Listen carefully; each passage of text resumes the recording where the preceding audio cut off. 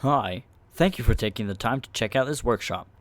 My name is Maxim Lee, and I'm the Employment Resource Center Support for Youth at Pinecrest-Queensway Employment Services, which is a service offered by the Pinecrest-Queensway Community Health Center in Ottawa, Canada. Today we're going to talk about resumes, so let's get right into it.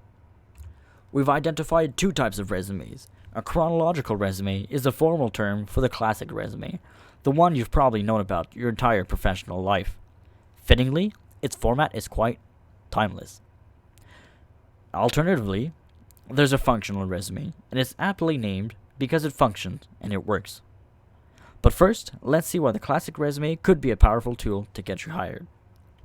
The chronological resume is great if you're staying in your field or you're moving up, because it highlights a steady work history, and it focuses on experience and development.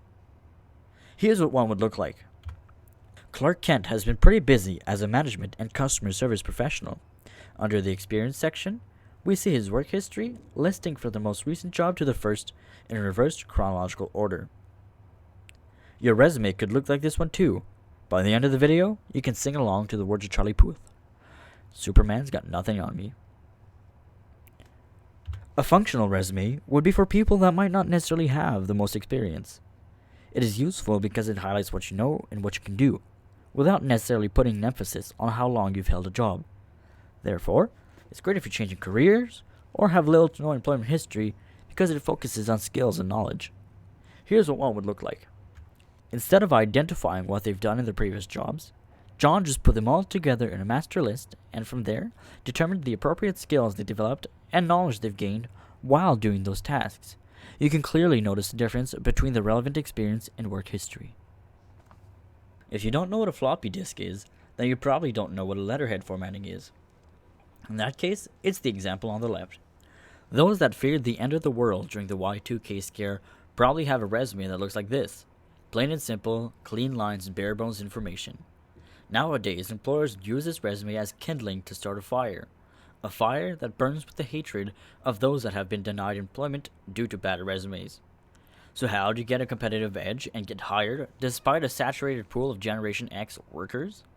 Your resume should have a great, creative, interesting, and unique formatting like the one on the right. It also includes a headline, which represents who you are as a professional. Without even looking at the content, right away the employers would pick John Doe's resume before Jane's. But it's a shame, because Jane has a lot of great experience in high-level marketing or executive positions. However, simply because the resume doesn't look good, they're put in the discard pile. What else is out? Objectives. Objectives tells employers that you're only there for your own benefit, or using their workplace as a stepping stone to move on to your dreams. So why would employers hire someone without loyalty, or hire someone who just wants to make some money? It makes no financial or investment sense. They'll think it's a waste of money. What they're looking for is someone that can bring value and worth to their company or organization, which would permit mutual growth and development both on the employer side and employee side. How do you show that worth? You showcase it in a profile, which is a summary of your personality, your experience, your abilities, your knowledge, your skills, and your qualifications. It's essentially a small paragraph about you. Take a look at the difference. Jane has an objective, while the DEC equivalent to Hawkeye has a profile. It's clear who seems more impressive right away, and for Oliver Queen, their profile is just the tip of the arrow.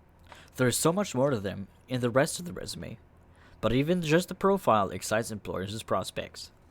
Now we're going to look at two bad resumes. Firstly, this one. It's bad because every text is centered and looks kinda silly. Thou art not in grade 10 English literature, reading poems. This one is terrible. There's no consistency. Random different fonts and different colors. Card suits besides their name, and they say that they play Call of Duty and put a picture of their face. No, I think my eyes are bleeding. Cringe-worthy resumes aside, you should tailor the resume. Make it meet what the employer wants. You absolutely need every element, or as many as you have, of PEAK-Q on your resume.